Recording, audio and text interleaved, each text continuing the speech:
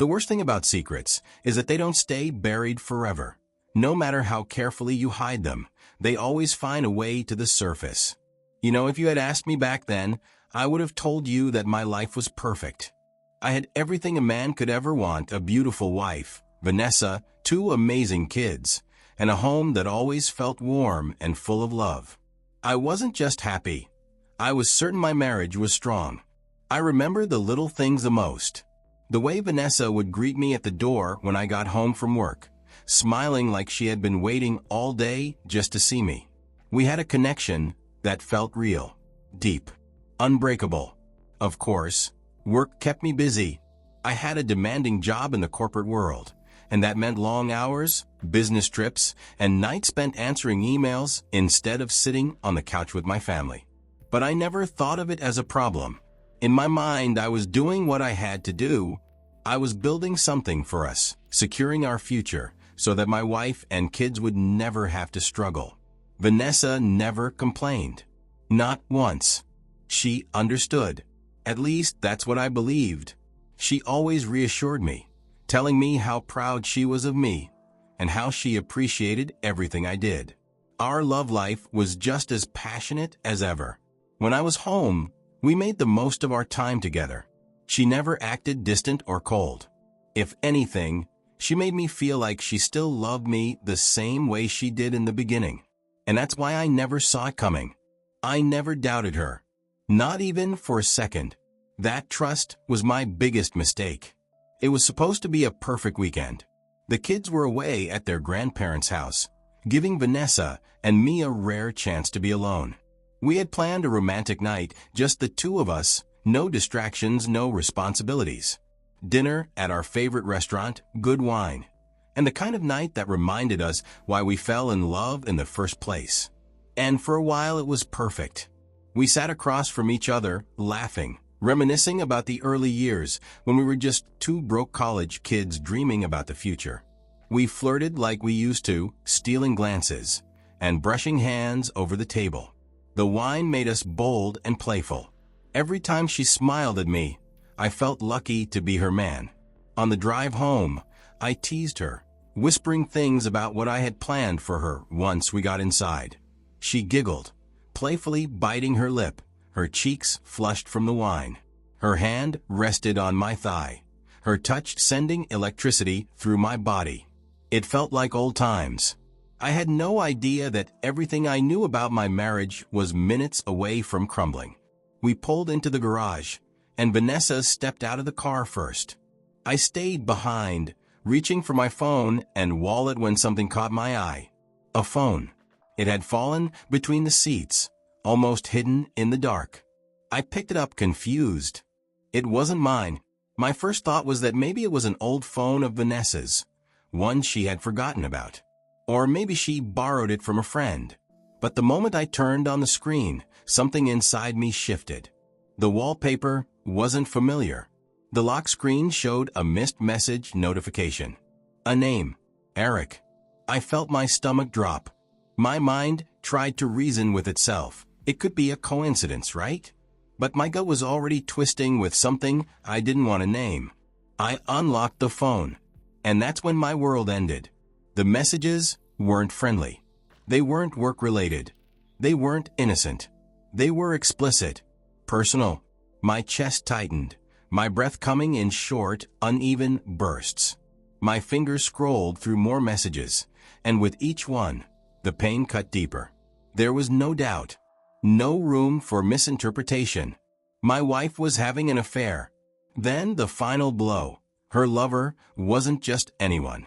It was Eric, my colleague, my friend, a man I worked with every day, a man I had lunch with, a man who had shaken my hand, looked me in the eye, and talked to me about my family, about my wife. The world around me blurred. My body felt numb, yet somehow burning from the inside out. I had spent the entire night loving a woman who had been lying to me. The warmth, the laughter, the teasing, it was all a performance. And I had played my role perfectly, obliviously. I sat there, the weight of the betrayal crushing me, realizing that my marriage was likely over. When I finally stepped into the house, My fingers still gripped the phone like it was the last solid thing in a world that had just collapsed. The house smelled like vanilla and perfume, Vanessa's scent. It should have been comforting. Instead, it made my stomach turn. I made my way to the bedroom. The door was slightly open, and there she was, standing in front of the vanity, wiping her makeup off with slow, careful movements. She was humming softly, swaying just a little, still glowing from our evening out. The sight of her, so casual, so normal, made something snap inside me. How could she act like this? She must have sensed me standing there, because she turned. When her eyes met mine, she smiled just for a second. Then she saw the phone in my hand. The blood drained from her face. Her lips parted slightly, but no words came out at first. When she finally spoke, her voice was barely a whisper. "Robert." It was weak, uncertain, a plea. I lifted a hand, stopping her before she could say another word. My voice was calm, too calm. "How long?" That was all I said. The room fell silent. Vanessa's lips trembled. She opened her mouth, then closed it, her eyes darting around like she was searching for a way out. She didn't deny it. She didn't blurt out some excuse or try to twist the truth. And that was the moment I knew. She swallowed hard, her guilt washing over her like a wave. But it didn't matter. The woman standing in front of me wasn't my wife. Not anymore. She was a stranger. I didn't yell. I didn't demand answers. There was nothing she could say that would make this hurt any less. So I turned around, and I walked out. I didn't look back. Behind me, I heard nothing. No footsteps chasing after me. No desperate apologies. Just silence. Her secret was finally out. And so was I. I drove. That's all I could do. I didn't have a destination in mind. I just needed to get away, to put as much distance as possible between myself and the home that no longer felt like mine. The city lights blurred into streaks as I sped down empty roads, my hands gripping the wheel like it was the only thing keeping me grounded. My mind was on repeat, playing back every memory of Vanessa, every moment that now felt like a lie, every "I love you" she ever whispered. Every kiss that was supposed to mean something. Every time she looked me in the eye and made me believe she was mine. I thought about the nights we spent wrapped in each other, her body pressed against mine like I was the only man in her world. I thought about the mornings when she'd roll over, smiling, pulling me closer like she couldn't stand to be apart. And now, I wondered how many of those moments were shared with someone else. How many times had she touched me with the same hands that had just been on him? How many times had she told me she loved me while texting him under the covers? The betrayal wasn't just physical. It was in every lie she had told to keep the affair going. By the time I pulled back into the driveway, the sun was beginning to rise. I sat there for a long time, staring at the house, our house, wondering how I was supposed to walk back inside. How was I supposed to pretend things were normal for the kids? How was I supposed to look at Vanessa and not see the messages, not hear the words she had written to another man? I checked my phone. 17 missed calls. Dozens of texts. All from her. "Robert, please, talk to me. I need to explain. It wasn't what you think. I made a mistake." A mistake. No. A mistake is forgetting to pick up milk from the grocery store. A mistake is leaving your keys inside the car. This wasn't a mistake. This was a choice she made over and over again, knowing exactly what it would do to me if I ever found out. I didn't reply. I didn't even open the messages. What was there to say? What words could possibly fix this? The house felt different. The air was heavier, filled with things left unsaid.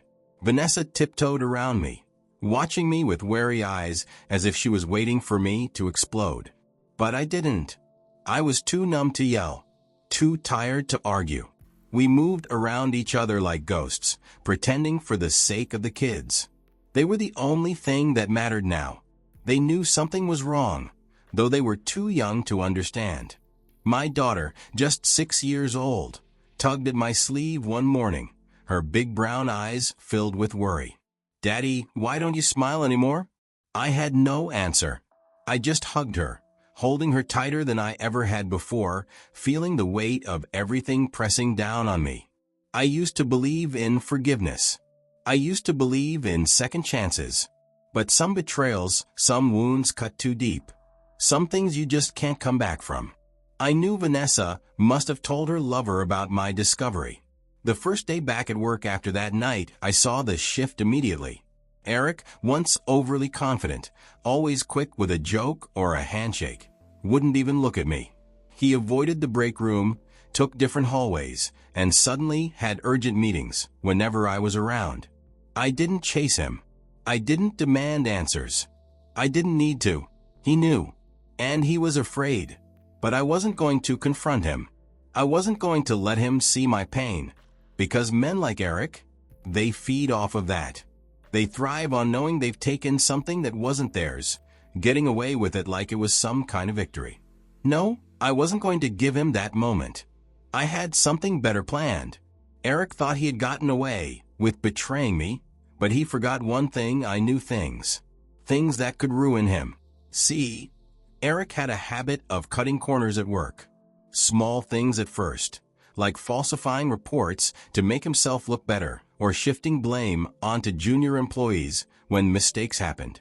But over time, I had seen enough of his shady business practices to know he wasn't just unethical. He was reckless. And reckless men always leave evidence. I spent the next few days gathering every mismanaged project, every falsified document, every unethical deal I knew he had a hand in. It didn't take much. The proof was already there. He was just arrogant enough to think no one would ever look for it. When I had everything I needed, I put it together into an anonymous report and sent it straight to the top. It didn't take long. 2 weeks later, Eric was fired. Not a quiet resignation, not a simple letting go situation. No, it was public, humiliating, and brutal. They made an example out of him. And the best part? He never even knew where it came from. But I wasn't done. Taking his job was just the beginning. He took something from me, so I took something from him. I found his wife, Jessica, a woman I had only met a few times at office events, always polite, always kind. I wondered if she had any idea that the man she married was lying to her, sneaking around behind her back. I didn't have to wonder for long. I sent her the same photos, the same texts Eric had sent to Vanessa, the ones I had found on that second phone. Proof. Cold. Undeniable proof. I didn't add a message. No explanations, no threats, no demands. Just the truth. What happened after that? I don't know, and I don't care. I wasn't looking for closure. I wasn't looking for justice. I just wanted him to suffer. And I know without a doubt that he did. 2 months had passed, but the weight of it all still sat heavily on my chest. The nights were the worst. That was when the memories came back. I would close my eyes, trying to push the thoughts away, but they clung to me like a shadow, making me question everything. Had it all been a lie? Was I just too blind to see the truth all along? Or had she once loved me the way I loved her, only to throw it away for a temporary thrill? I didn't know, and maybe I never would. Vanessa still swore she had learned her lesson. She cried, she apologized, she begged for another chance. She wanted to fix things, to prove to me that she was still the woman I married. But she wasn't.